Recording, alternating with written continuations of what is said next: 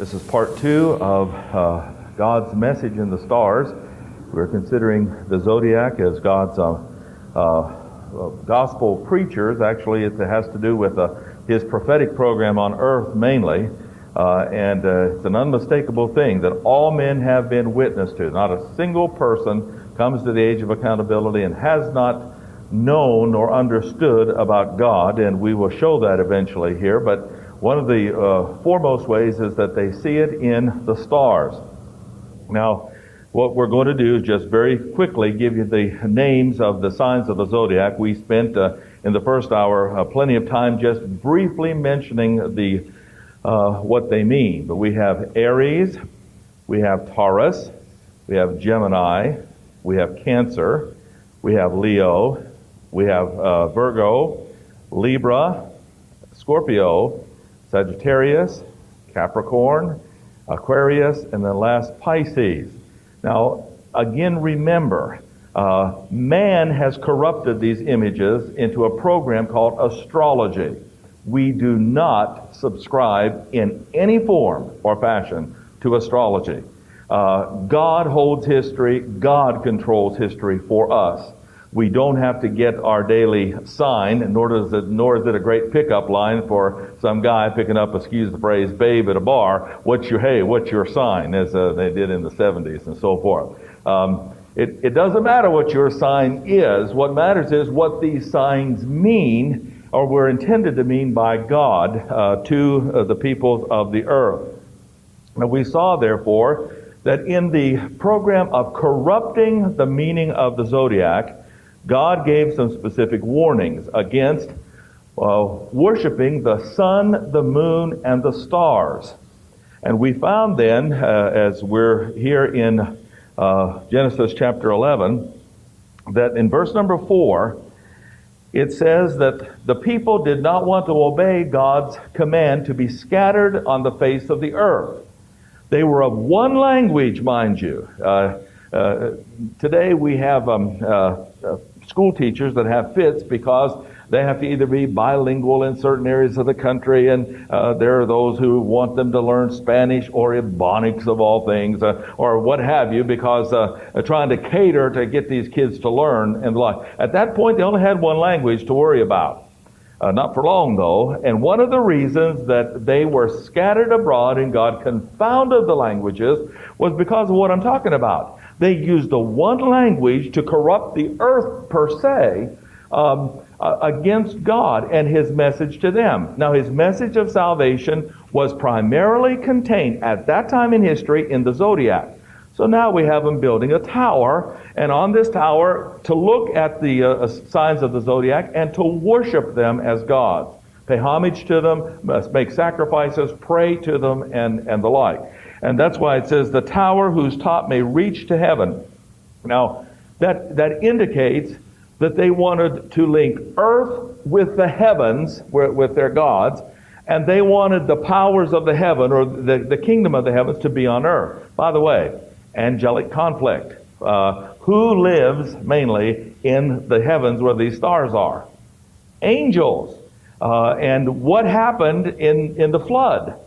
Well, one of the reasons that demons were provoking men, getting them stirred up about star worship, was because that's where their daddies came from.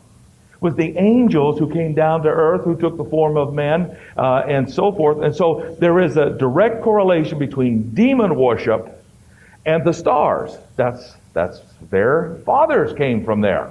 And so they looked to the stars, aside from the fertility aspect of it. Turn to Jeremiah chapter 19. Jeremiah chapter 19.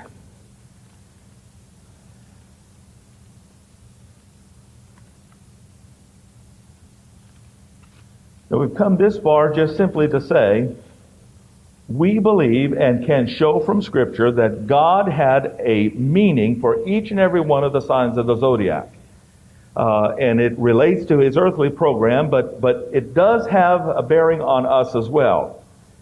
And the reason that we don't have many, excuse the phrase, preaching this today, is because all they see in it is the corruption, astrology. They don't see in it that God had an impact upon mankind through the stars. Now here's something else that happened. Verse number 11. You say to them, thus saith the Lord of hosts, even so will I break this people in this city as one that breaks a potter's vessel, so it cannot be made whole again, and they'll bury them in Tophet till there be no place to bury them. Now, of course, we've studied about Tophet before, and it's a place of the Tophim, the drums, where Molech worship was, where hell evidently will be located, and so forth. So he makes reference to this. Now, why? Because verse number 13 says, the houses of Jerusalem and the houses of the kings of Judah shall be defiled as the place of Tophet, because on all the houses upon whose roofs they have burned incense to the host of heaven and poured out drink offerings to other gods. Guess where they got this idea? Babel. And that's why when you come to the book of Revelation and you see Mystery Babylon, and you see where they're going to try to duplicate the Tower of Babel and the connection between the heavens and the stars. And by the way, there is a man who is alive today who wears a hat. He is called the Pontiff, the Vicar of Christ, and that hat symbolizes that Tower of Babel in the connection between heaven and earth. It's the Roman Catholic Pope. He is the connection between the heavens and the earth. And that's why Roman Catholicism is Mystery Babylon and traces its roots right back here. And he wears on his head that tower. The little fish hat that he has up there, that's that tower. And there's a connection between heaven and earth. It has to do with all of the corruption and so forth that we're talking about. That's why it's called Mystery Babylon. It's not actual Babylon, but it's Mystery Babylon. Because the mysteries of Babylon in their heaven worship, angel worship, and so forth, saint worship, all comes from this particular place. But anyway, it corrupted Israel because they'd go to the temple and, oh yeah, boy, we love Jehovah. And then at night, everybody else was sleeping, they'd creep up on their rooftops, and they'd bring out all of the stellar deities in the Zodiac and worship them. God said He's going to judge them for it. Zephaniah, book of Zephaniah, chapter 1.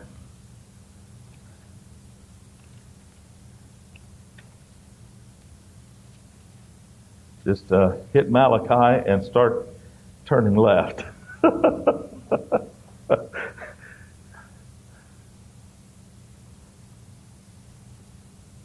Okay, Zephaniah chapter 1, verse 4. I'll stretch out my hand upon Judah and upon the inhabitants of Jerusalem. I will cut off the remnant of Baal from that place, and the name of the Chemarims with the priests. Again, these were all gods and idols, and it's the similitude of the heavenlies and other gods. And them that worship the host of heaven, note, upon the housetops. See, you could put up a little a screen, a little fence, some blinds, and so forth, and so that your neighbors couldn't peer in as to what you were doing over there. That's why they went to the groves. They would go to the midst of the groves and worship these things. But grove worship, people tended to catch them up there, but you have the privacy of your own house, and you creep up to your housetop, and you're above the lights of the city, and the stars come out so shining bright, and there you can see your gods. And so he says, I'm going to judge them. Verse number 5, that worship the host of heaven upon the housetop, them that worship and swear by the Lord, and at the same time by Malcolm and the like. So men made the zodiac and the celestial bodies of the heaven, corrupted them and made them gods and made them say something other than what God intended. Now, you remember back there at the Tower of Babel, the reason that God came down and confused the languages is so that men might be what? Well, let's look at it. Romans. Genesis chapter 11. Quickly, we'll go back there.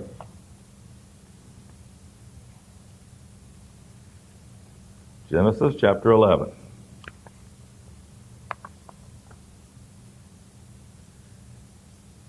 Now, Here's why God did it. Verse number 5. The Lord came down to see the city and tower. So he's viewing the very object that worships the Zodiac, that corrupts or perverts the message of the Zodiac. The people are one. In other words, they're united in this thing. They have all one language. What they begin to do, they're not going to be restrained. Let us go down and confound their language. They might not understand one another's speech. So when this happened, nations polarized. Even today, language polarizes nations. People are together and they live in one geographical location basically because they speak one language. Even if you go to the city. Now, I grew up about 40 miles from Pittsburgh. You'd go in and the Italians had their section, and the Jews had their section, and the blacks had their section and so forth. Why? I mean, it was open to everybody in the city. Why did they still stay in these same ethnic groups? Language, because they could understand one another and so forth. Now, it might be getting a little different today, but basically it's not. Language still unifies groups. And so, the one language they had made it easy for them to pervert the message of the Zodiac. Everybody then understood, well, that's what this is all about. So God says, I'm going to corrupt the language, and, verse 8, scatter them abroad upon the face of the earth. And so that's exactly what he did. But now come, if you will, to Psalms 19. Now here's the interesting thing about this Zodiac. Now we have all the peoples of the earth, at this point, speaking different languages. But was there a universal language? Yes. Who spoke it? The Zodiac. Let's just get our world up here, if you would. I'll put that up there. God made the Zodiac preachers. So let's look at it. The heavens declare. That word declare there in the Hebrew means to relate point for point. Guess what? The Zodiac has 3 points in a poem. It's systematic, to systematically set forth something. That's what we're doing here. We've taken we've looked at the 12 signs, we've looked at the corruption of it. Now we're going to head towards God's intended purpose and so forth. And it means to relate it point for point. Point 1, point 2, point 3, and so forth. Actually, the points can be summarized under 5 headings. We've studied these before a long time ago. The ontological argument of God. The universe exists, therefore God or a supreme being must exist. You have the biological argument for God. We have life, therefore there has to be a precedent. Somebody had to have life before our life exists, because only life begets life. You have the cosmological argument of God, that He is powerful, cause and effect. The universe is the effect, but there had to be somebody to cause it and have enough power to bring into existence. The teleological argument for God. The universe has design built into it. Therefore, God has to have intelligence because He is an intelligent designer. It all seems to work. You know how many trillions of stars there are, and for some reason they're all floating around and we don't seem to crash into one another and so forth. And then the ideological argument for God. There is built into life systems of government, standards, morality, and so forth. That had to come from one that has these things, an ideal situation in his mind and head as to just what life should be about. So God made these preachers about these 5 arguments. They knew about God through the Zodiac. The firmament shows His handiwork. Day unto day, utter speech. Now, here they are. God just confounded the language of the whole earth. And here are 12 preachers who are multilingual. Here are 12 preachers who have a universal language. What does it say? Verse 3, there is no speech nor language where their voice is not heard. Their line is gone out through all the earth, and their words to the end of the world. So at the point of the Tower of Babel, God confused the languages to scatter them, and they all had different languages, could not communicate the Zodiac anymore through a universal language at this point. But God kept intact the universal language of his preachers in the sky. The Zodiac proclaimed to all the earth, despite their language, these 5 points. Now, Paul comments on this in Romans chapter 1. Let's look there before we move on here. Romans chapter 1. Now here is one aspect where the Zodiac still pertains to the dispensation of grace. Verse 18.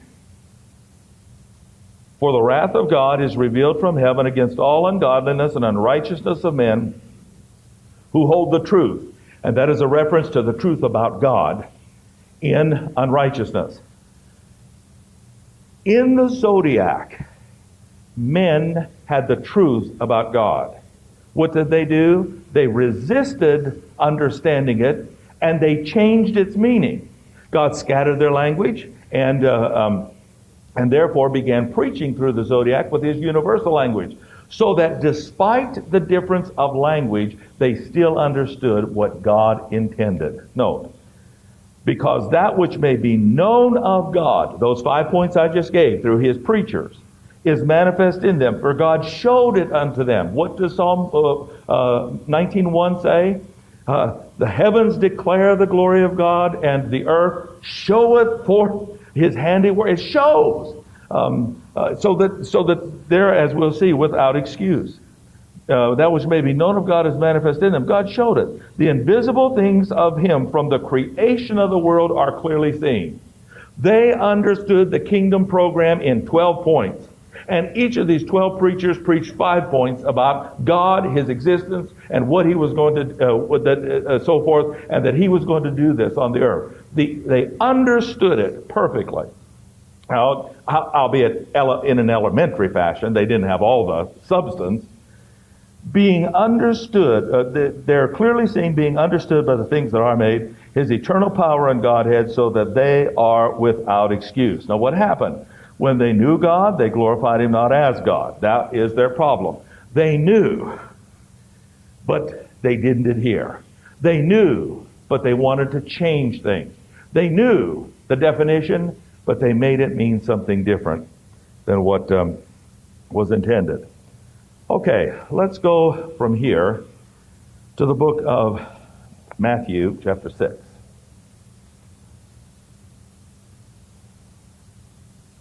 Book of Matthew, chapter 6.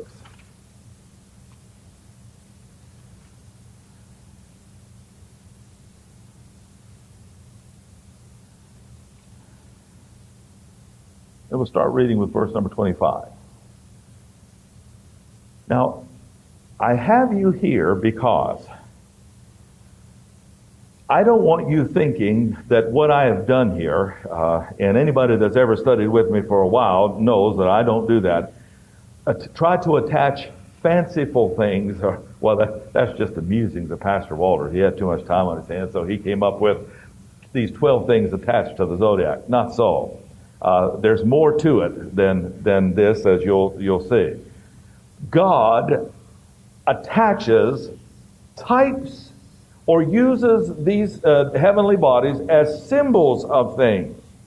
And we're going to show you this before we move on to the other. I just don't want you thinking, well, now, he's just come up with these things. It's not so. These are biblical things. Take some digging, take some figuring out. You have to do a little thinking, but once you do, it's very clear that God put in this Zodiac and in the other celestial bodies a meaning, significance, and he said something. But now, we should not think this unusual. God uses creation to illustrate. For example, behold the fowls of the air. They sow not, neither do they reap, neither gather into barns. Yet your heavenly Father feedeth them. I guess it's the welfare system of the fowl. I don't know. Don't do anything and they still get fed. No, the idea here, of course, the kingdom setting is that they're going to have to quit their jobs, sell everything, and head to the wilderness so that all they have is the shirt on their back and the shoes on their feet. They had no guarantee of anything. And Jesus is saying here, look, in light of this, step out on faith because this is what God wants you to do. And just like those birds, He's going to provide for you. Are you not much better than they? You can't take thought and add a cubit to your stature. And by the way, a cubit being about 18 inches, if we had just about 18 inches added to our stature, we could make a lot of money in the NBA. Anyway, verse number 28. What about your raiment? Okay, that's food. What about clothing? Consider the lilies of the field. They grow and toil not, neither do they spin, but Solomon in all his glory was not arrayed like one of these.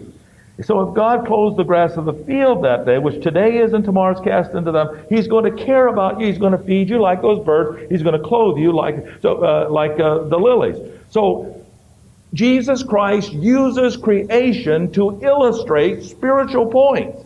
And these are fantastic spiritual points. They're not doing anything, and I won't be able to work out there in the wilderness, but God is going to clothe me and feed me. And the point, the precedent is creation. He takes care of the birds and the flowers. All right. So let's go to Malachi then, chapter 4.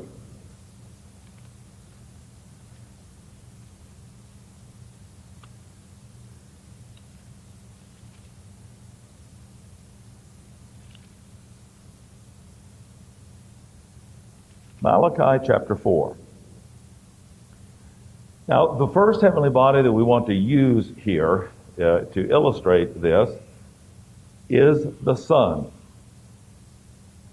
The sun is used in the Bible several ways, but with regard to what we're talking about, God uses it about Christ coming in glory. The glory of the kingdom and believers in that kingdom. Now let's show you how He does that. Verse number 2. But unto you that fear my name shall the Son, S-U-N, of righteousness arise with healings in His wings. And the word wings there has to do with the outshoots of glory, with the scintillation, the glorious appearing, and so forth. So that just as wings stretch out and provide shade and so forth, that these stretch out, and as far as this goes, there's going to be healing and peace and comfort in His kingdom when the Son of Righteousness arises. So it's talking about glory and so forth. Turn to Matthew 13.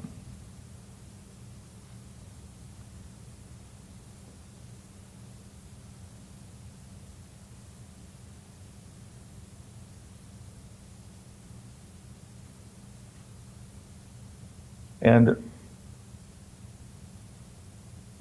verse number 41. The Son of Man is going to send forth His angels, and they shall gather out of His kingdom all things that offend them which do iniquity. Cast them into a furnace of fire, that is, those that do iniquity. But note verse 43. Then shall the righteous shine forth, how? As the sun. So you want to get a little bit of a picture about a glorified body and what a glorified body looks at. Don't do it. But just look indirectly at the sun. That's a long time ago. That brought to mind. Remember Boy that used to be with Tarzan and the Johnny Weissmuller thing, and Boy was upset with Tarzan, and he said he just gets confused why Tarzan says it's not good for a man to look into the sun. Well, that's the principle. You understand, but don't look directly at it. Then shall the righteous shine forth as the sun in the kingdom of their Father. And time and again, Jesus Christ says that He's going to come back and He is going to have a throne of glory. It's going to be a glorious return. The angels are going to come back, and as far as the east is from the west with all of these angels, it is going to be a very glorious thing. All right, let's go back then to Psalms 89. Psalms 89. The next thing has to do with the moon.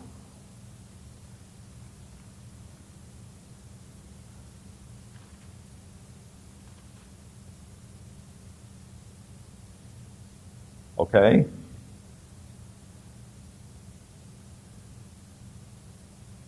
Now, one wonders if when you have full moon, half moon, quarter moon, and then no light at all, if this can't be used to a believer who's sold out for the Lord, partially sold out for the Lord, or a believer who's just turned his head altogether. I'm not going to stretch that analogy that far, but I'm going to say this. The Bible talks about the moon in reference to believers and their light shining. Psalms 89:36.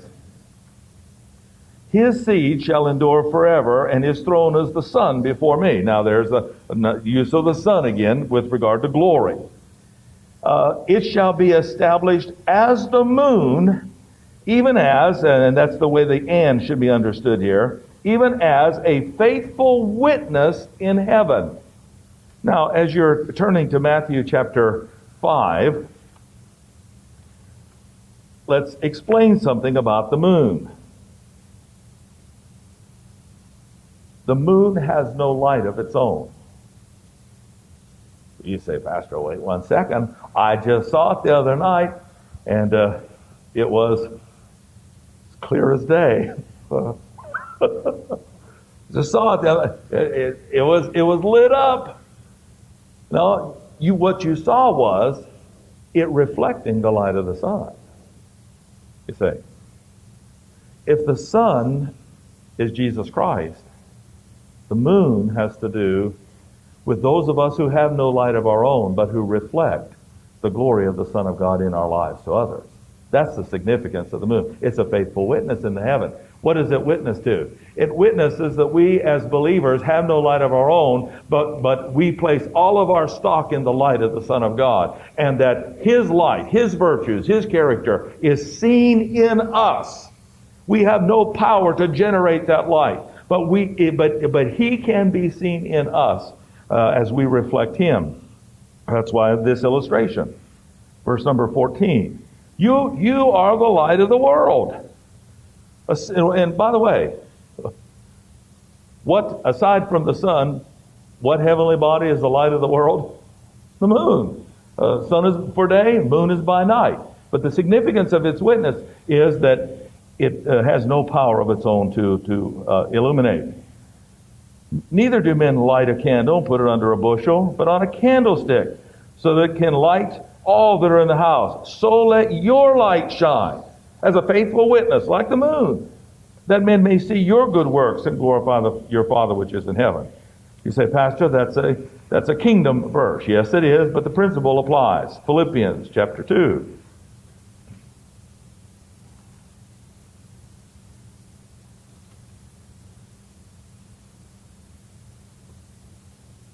Verse number 15.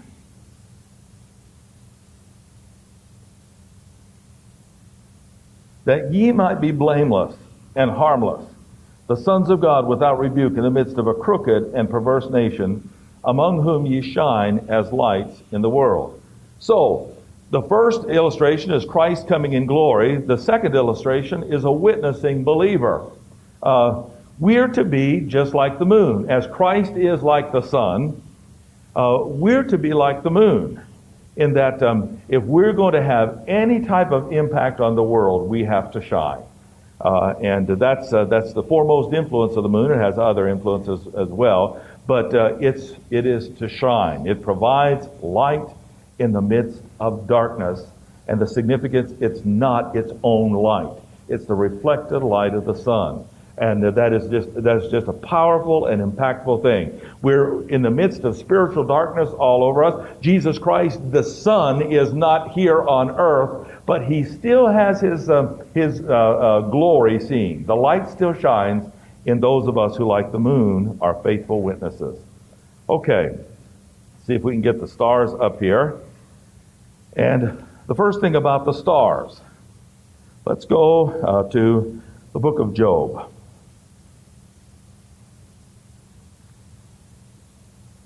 Book of Job, chapter 38.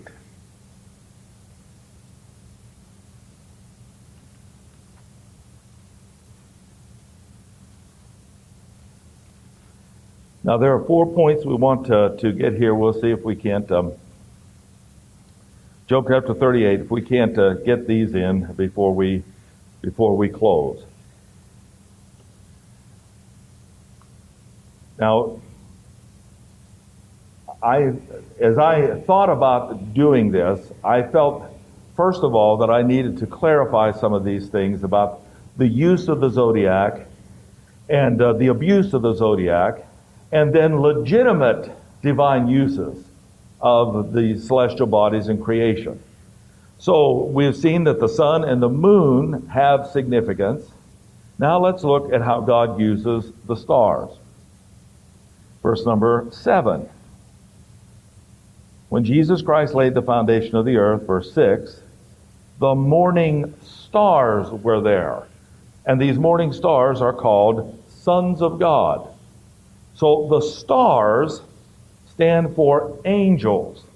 Just as those of us who live on earth are called earthlings, angels should be called starlings, not the bird.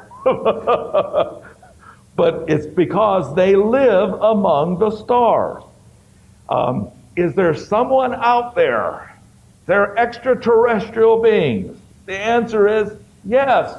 They've been there before us. They're the angels. They live among the stars and are called the stars of God. When Satan wanted to go from earth through the second heaven to the third heaven and sit on the throne of Christ, he said, I'm going to exalt my throne above the what? Stars of God. And he meant both the planets and the angels who inhabit those planets. Let's go to one more illustration here. Book of Revelation. Chapter 12. Angels are symbolized by the stars.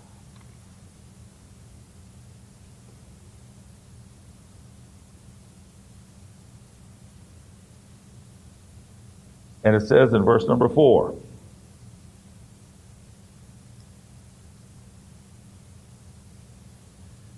and his tail, that of the dragon in the heavens, drew the third part of the stars from heaven and did cast them to earth. Okay, now, in context, we'll find out who these stars of heaven are. It says in verse 7, there was a war in heaven. Michael and his angels fought. The dragon fought and his angels, and they prevailed not. And the stars that were cast to the earth, verse number 9 tells us, the devil was cast out on the earth, and his angels were cast out with him. So when we're talking the significance of stars, the symbolism is they refer to angels. Now, sometimes they refer to the literal star, the planet, but sometimes they refer to the beings that inhabit them and look like them bodily. We're earthlings. We're made of dust. We look like the earth. Stars are light. And guess what? The angels are composed primarily of light, that substance. Okay, let's move on here. While we're in Revelation chapter 12, quickly, shows the royalty of the 12 tribes.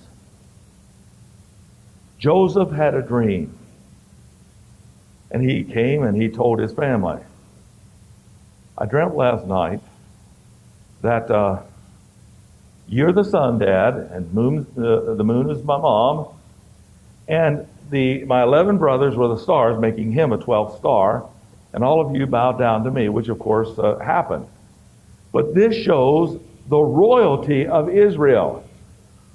Who is the royal family on earth, of whom came Jesus Christ, that will rule and reign this planet? Who will be a kingdom of priests and a holy nation and a royal priesthood? Israel. That's why the stars here, and we're going to see, he had 12 stars in his dream. We have these stars here in verse number 1. And there appeared a great wonder in heaven, a woman clothed with the sun, moon under her feet. Now the woman at this point is Israel. And upon her head a crown. From the one nation comes 12 tribes which comprise royalty. And on this crown were 12 stars, just like big diamonds there, ladies, that were showing forth their glory and brilliance. All right, let's move on quickly to try to get these last two points in.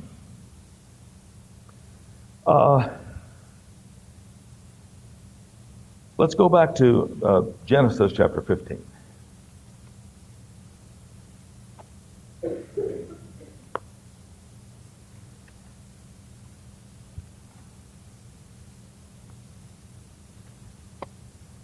This point and another, and then we're through, and we'll just have to start again.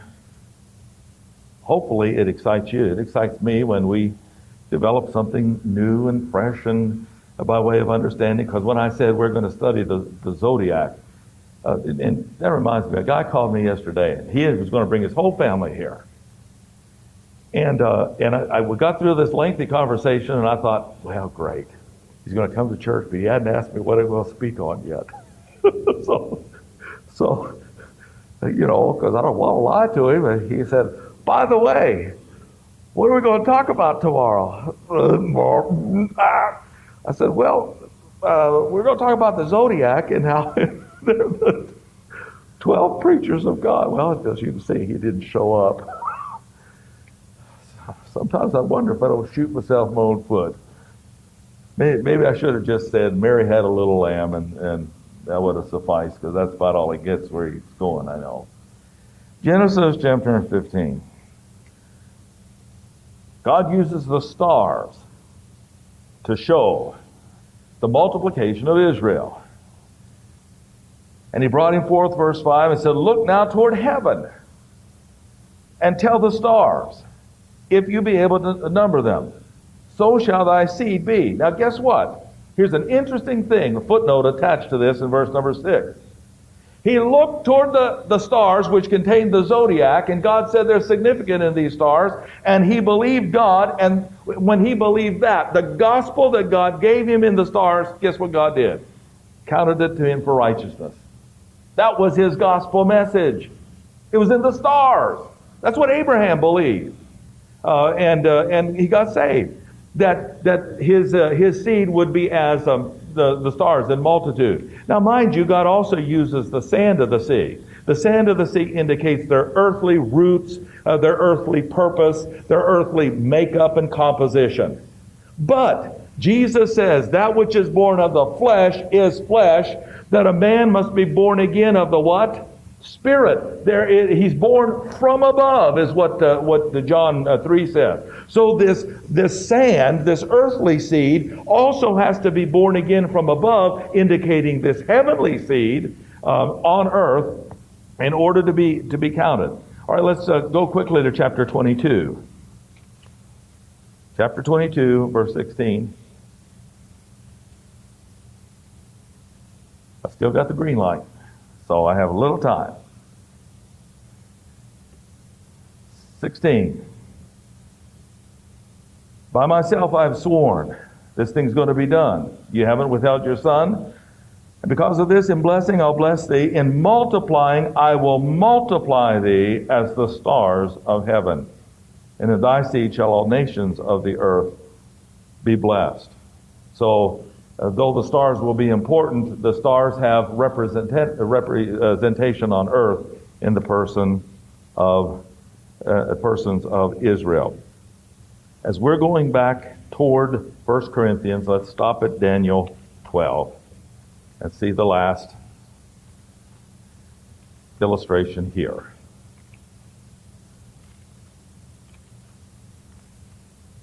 Daniel chapter 12.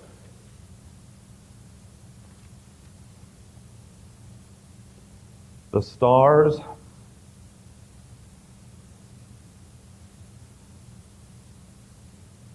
portray resurrection bodies. Now, we've already seen that in the first point. But I wanted you to see specifically that stars are used to portray resurrection bodies. Verse number 2. Many of them that sleep in the dust of the earth shall awake. Daniel 12:2. Some to everlasting life, some to everlasting shame and contempt. Now there's going to be a resurrection of all bodies. But the bodies of unbelievers will not be glorified in the least.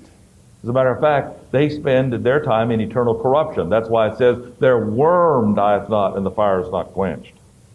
But know what it says. Many of them that sleep in the dust of the earth shall awake, some to everlasting life, some to everlasting shame and contempt. They that be wise shall shine as the brightness of the firmament, and turn many to righteousness as the stars forever and ever. That's rewards for soul winning, for Israel carrying out the Great Commission. And so the more souls, the brighter you shine. One last portion here, 1 Corinthians 15.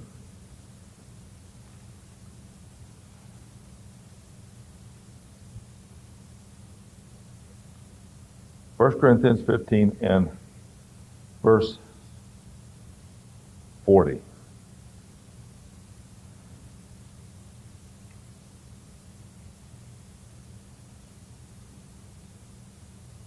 There are also celestial bodies and bodies terrestrial. The glory of the celestial is one, the glory of the terrestrial is another. There's the glory of the sun, the glory of the moon, and another glory of the stars. But now note, this is an illustration to represent that some stars are bigger and brighter than others in the heavens. And it symbolizes a believer's glorified body. Some are going to outshine others. Some are going to be bigger than others. Some are going to be more beautiful than others. And that's what this illustration is. For one star differs from another star in glory. Stars represent the glorified bodies of the resurrected saints. So also is the resurrection of the dead, sown in corruption, raised in incorruption, sown in dishonor, but raised in glory. So that's something that we have to look forward to. And again, all you have to do to understand some of God's program is look out towards nature. If you want to see something close up that represents your glorified body, look at the sun. If you want to see something close up that gives a source of energy and power, look at the sun. And it's the sun's rising that gives us the hope and brightness of a new day. God's mercy is fresh every day. That's the sun. It typifies Christ's coming and the glory that we'll share with Him. The moon, as a witnessing believer. You and I have no power and the light of our own. But the thing about the moon, it's a faithful witness, and when it comes up, it automatically begins reflecting the light of the sun. That's its purpose. And then lastly, the stars are used by God to represent these four things.